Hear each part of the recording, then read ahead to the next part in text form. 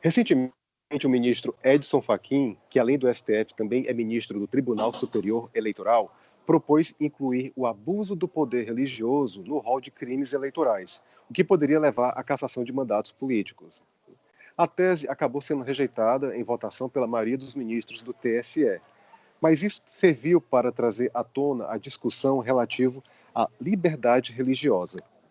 Eu sou Germano Ribeiro, editor do Seu Direito, e é sobre esse assunto que vamos conversar neste episódio da série sobre Direito Constitucional.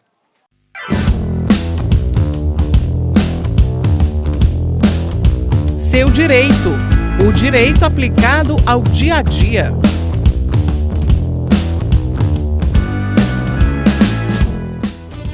Para entender o que é liberdade religiosa e como isso se dá no Estado laico, conversamos agora com o professor Rogério Silva, doutor em Direito pela Universidade Federal do Ceará, professor universitário e também advogado. Tudo bem, professor? Tudo bem. Um abraço aí, professor Germano, nosso acadêmico, né? E muito prazer por esse convite. Um abraço a todos os ouvintes. Obrigado pela presença e pelo ter aceitado o convite. Professor, vou começar pelo básico, né? O que é a liberdade religiosa e o que faz dela tão importante a ponto de constar no rol de direitos fundamentais da nossa Constituição? A liberdade religiosa passa a ser um fenômeno intrínseco à espiritualidade do ser humano. E por essa razão, ela torna-se um fenômeno imanente à criatura. Ela independe, inclusive, dos direitos fundamentais, se a gente pode assim chamar, de direitos escritos, positivados nas constituições, porque ela pré-existe, né, enquanto fenômeno humano, transcendental. Agora, para que eu possa exercer, para que eu possa ter o direito à ampla liberdade, possibilidade da minha religiosidade, independentemente de instituição de fé, as constituições demarcaram limites e possibilidades à liberdade fundamental, confessional ou de crença. Por essa razão, nós aqui na América, né, já embutidos da Revolução Americana, traduzimos a perspectiva de ampla liberdade fundamental à religião, inclusive demarcado por um processo histórico de perseguição às crenças, às religiões de um modo geral, para que nós chegássemos, né, ao patamar do século XXI com esta, vamos assim, expansão das possibilidades de confissão de fé dentro dos instrumentos políticos das constituições. Pois é, e aí a gente tem aquele conceito também de um país laico, né? O Brasil é um país laico. Mas talvez as pessoas não entendam muito o que seria eu acho que o termo correto seria a laicidade, né? A ideia de separar o Estado da religião, né? A gente pode dizer que o Estado laico não é necessariamente um Estado ateu, né? Como é que dá essa relação de Estado laico com a liberdade religiosa? Vários professores de destaque internacional, por exemplo, o professor Jorge Miranda, português, o professor Norberto Bobbio, né? Eles começaram a traduzir perspectivas de classificação das relações entre Estado e fé. Eu, inclusive, no objeto de tese, comecei a propor uma outra classificação também de secularidade, porque laicidade levaria em consideração a ideia de que o Estado seria administrado não poderia ser administrado por religiosos, mas sim por leigos. Daí a ideia de laicidade, né? Porém, essa perspectiva ela passa a ter uma terminologia muito recorrente agora que nós vamos entender por secularização, secularidade. Então, se você pode ter uma semântica, né, para a ideia de laicidade, a possibilidade de que o Estado está repartido da religião, que ele não seja mais administrado por leigos, a lógica da era secular predominou. Então, Eu, inclusive, faço a proposta, né, de que nós vivemos num Estado secular pluralista, em que é possível que você tenha aqueles que creem, aqueles que não creem, dentro de um Estado democrático de direito.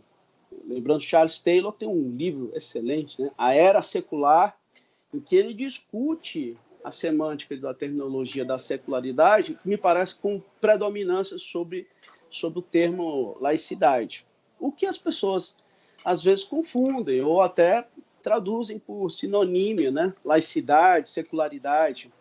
Mas é isso, a laicidade ela teria a abstenção dos leigos na participação do Estado, o que, de certo modo, tem vigência na nossa Constituição, no artigo 19, inciso 1. Tem uma cláusula de barreira que vai traduzir essa perspectiva. Mas me parece que chegamos à era secular mesmo, que não é efetivamente dos que não creem, mas também dos que creem, e ela torna, me parece, mais proveitosa essa terminologia. A gente fala esses termos, talvez não são muito, vamos dizer assim, conhecidos, né, da população em geral.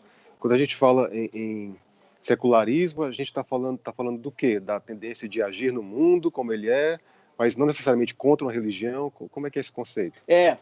Nós chegamos na condição pós-moderna a uma espécie assim de falência das grandes ideologias. Então, se você disser assim, olha, um mundo exatamente confessional, um mundo exatamente ateu, né? Todas essas perspectivas me parece que se perderam. A era secular, ela vai traduzir uma vertente de pluralidade de ideologias, e, se for o caso, uma confusão dessas ideologias, né?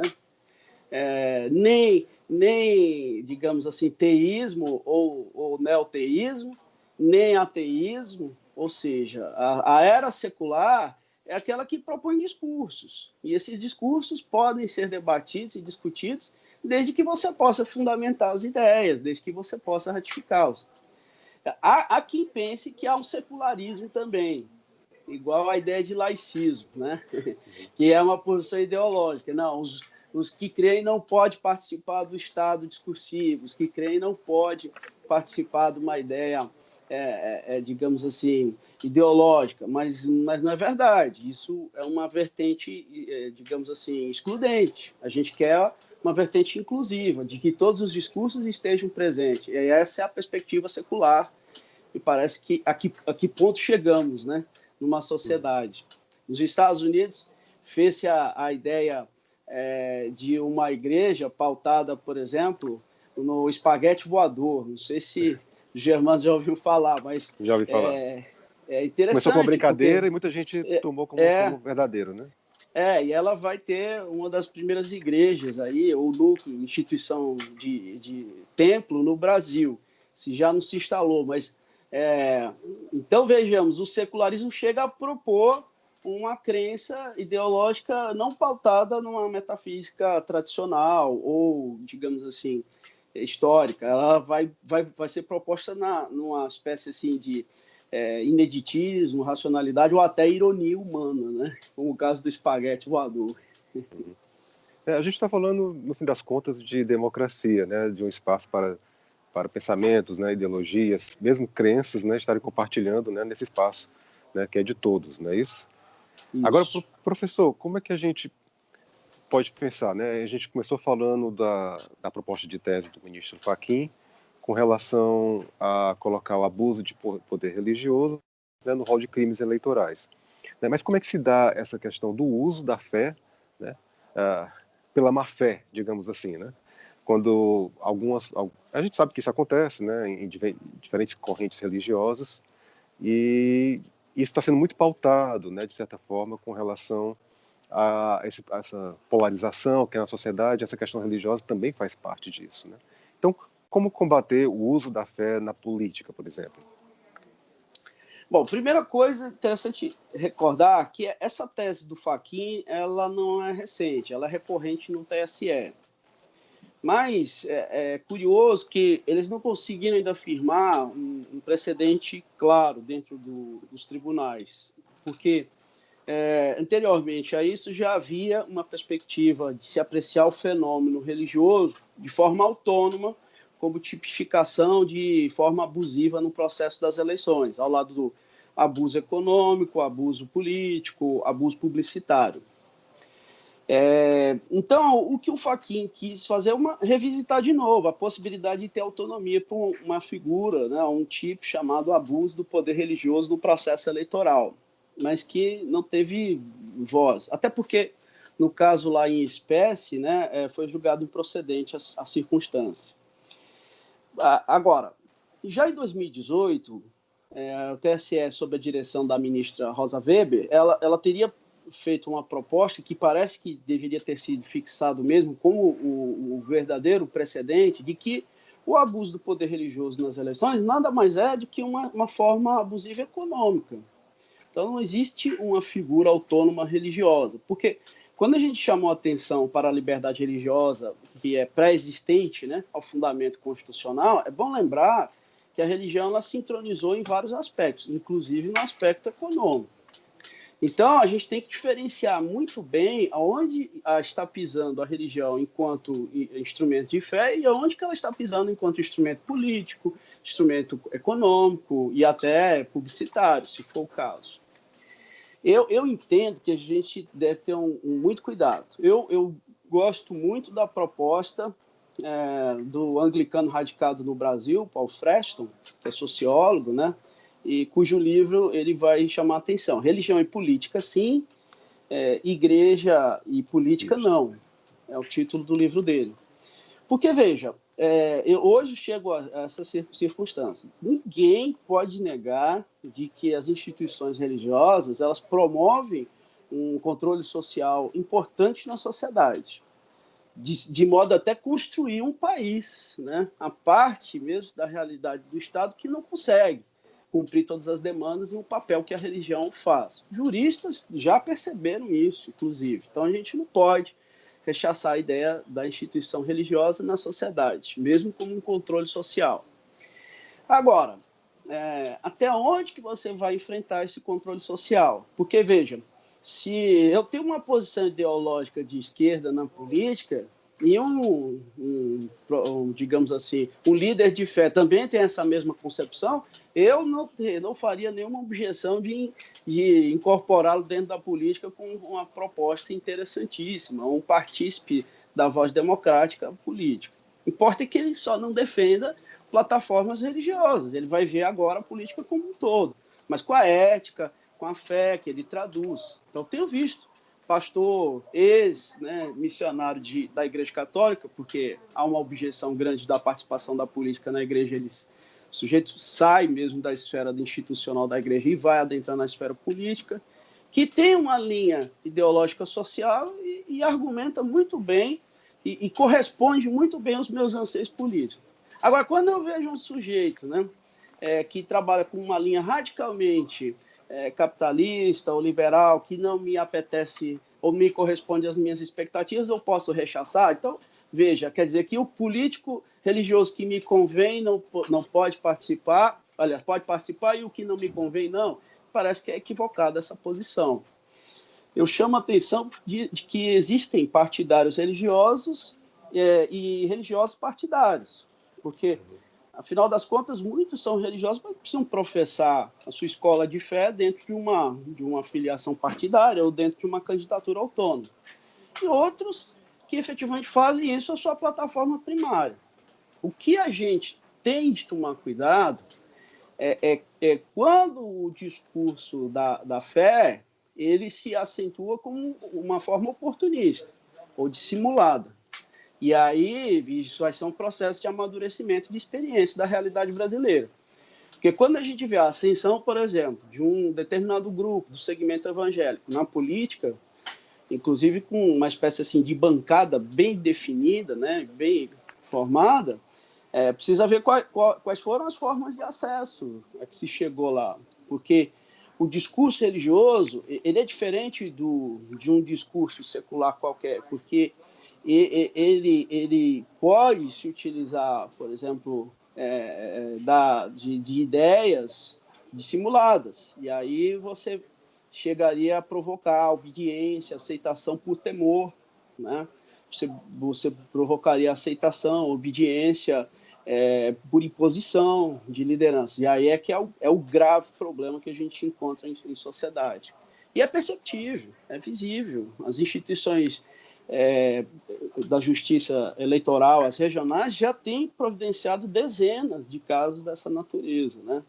Em que showmícios efetivamente são realizados, não precisa ser dentro do espaço da igreja, mas a apelação mesmo, emocional, né, à fidelidade. Só que a gente vai despertando, a sociedade vai despertando, e os próprios fiéis começam a despertar, porque eles começam a perceber que, às vezes, eles são usados. Com massa de manobra. O caso do Rio de Janeiro, por exemplo, que o filho do Crivella não foi eleito. Então, se fiel votasse infiel, ele seria eleito de forma certa, o que não aconteceu. E me parece que vai haver problema agora na reeleição do Crivella no Rio, porque não é verdade de que a população esteja apta a votar em qualquer candidato quando ela começa a se esclarecer, se conscientizar das necessidades, das decisões políticas que esse candidato religioso vai ter que ofertar à sociedade. Entendi. Então a gente pode dizer assim, o fato de ser um homem de fé não quer dizer que o impede de estar na política, né? O problema é quando se usa a fé dos outros, né, em benefício próprio, em algo que talvez seja mais sobre dominação mesmo, do que sobre compartilhamento de fé. Não é por aí que funciona?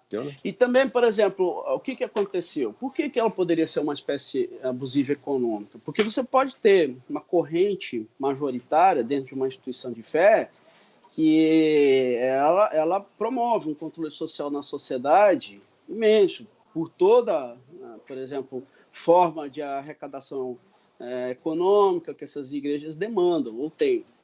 E aí você cria um poderio forte, né? Mas, por exemplo, o grande drama é a gente não observar o Brasil historicamente, porque eu acho que o que alguns líderes religiosos de alguns segmentos eles descartam é a ideia de toda uma experiência que já aconteceu com a instituição católica no Brasil. Por exemplo, né, aqui no Ceará, um reconhecido benemérito, ele que foi para o Rio de Janeiro, e era deputado pela então província do Rio de Janeiro, porque ali se radicou, chamado Adolfo Bezerra de Menezes, reconhecido como Bezerra de Menezes. E por muito tempo ele se fez estar na política porque era manifestamente católico e porque fez seu voto, né, de devoção na política, lembrando que a Constituição do Império era confessional. Quando ele se converte ao espiritismo, ele nunca mais conseguiu se eleger. Então, qual é o problema? É porque ele passa de uma religião majoritária para uma religião minoritária, mas não deixou de professar alguma fé. E aí ele não é entendido como minoria dentro do espaço político. O que acontece hoje no Brasil, né? Uma decadência de fiéis dentro da Igreja Católica, uma ascensão de fiéis dentro das instituições ditas, né, genericamente como evangélicas. Mas não posso colocar no gênero, não posso decididamente. E aí, veja, você tem uma certa classe que está na espécie da crista da onda, né, no momento oportuno, e se faz utilizar deste grupo, deste quantitativo de pessoas para ingressar na política, às vezes sem plataforma, sem um projeto social à sociedade. É grave. Pensando assim, ele ingressou só porque ele é líder de uma religião, ele ingressou porque ele tem um quantitativo. Isso é abusivo de forma econômica, e me parece claro, né? Porque já é um crime eleitoral, né, que está previsto, né, na legislação. Então há como combater dessa forma, né? A gente vai entender não como uma espécie de crime, mas como uma tipificação abusiva política, civil, administrativa, né? Eu vou compreender assim, dentre as outras figuras que existem. Então, essas figuras clássicas do abuso do poder político, econômico, publicitário são previstas na legislação, embora você possa encontrar outras que estejam em construção na jurisprudência. Me parece que uma forma de abuso de poder econômico, religioso autônomo não existe e nem vai existir. Ela pode se entronizar num desses fenômenos, né? O político, econômico e o publicitário, como eu tenho chamado a atenção. Lembrando que, por exemplo, o Max Weber, né, no livro dele, que vai, de certo modo, promover a construção da sociedade americana em torno da religião, ele chama atenção para esse fenômeno desde cedo. Agora, mais tarde, um outro filósofo, né, ele vai refletir de que é possível hoje você refletir o capitalismo como religião. Mas por que ele chegou a essa conclusão? Porque a forma de como o interesse econômico adentrou dentro das instituições de fé, inclusive como manutenção dessa vida em sociedade. O Caetano Veloso, entrevistando um líder religioso, né, ele cita que um de seus filhos, dentro de uma aproximação da igreja, ele quis conhecer esse fenômeno, né? Aí ele foi espontaneamente, independentemente de convite, para conhecer a realidade, né? Aí ele disse lá, o sujeito chega numa igreja, por exemplo, ele tem nome, ele tem identidade, ele é bem tratado. Aí ele falou assim, olha, quem não conhece essa realidade não conhece o Brasil, né? Então, a forma de manutenção econômica da sociedade começa dentro das comunidades, das igrejas. É aí que o livro do FHC mais recente, ele chama atenção para que as instituições partidárias, os políticos, comecem a refletir o espaço das comunidades religiosas, sem a qual ele talvez não consiga nem ter acesso mais ao pleito eleitoral. Porém, o outro risco é isso, eu preciso do aval dos fiéis para conseguir entrar na política, uma espécie assim, tem que pagar pedágio. Isso não é instrumento de fé, nunca foi nem será, nem é papel da religião, né? Porém, é o que tem acontecido, intromissão da forma econômica dentro do fenômeno religioso. Perfeito, professor. Eu acho que o tema realmente ele é complexo, mas eu acho que o senhor conseguiu sintetizar bem, né, o conceito e como ele se dá, né, de uma maneira que a gente possa entender a não estar, de alguma forma, assim, vilanizando a fé de um ou de outro, né, mas nesse contexto a gente consegue entender bem que há esses tipos de abusos, né, que usam a fé, mas não são propriamente relativos à fé, né. Professor, muito obrigado, realmente foi muito esclarecedor. Quero agradecer ao professor Rogério Silva, né, professor universitário, doutor em Direito pela UFC. Muito obrigado, tá? Espero contar com o senhor na próxima oportunidade e até a próxima. Eu que agradeço, um abraço a todos, um abraço, irmão, fica paz e saúde.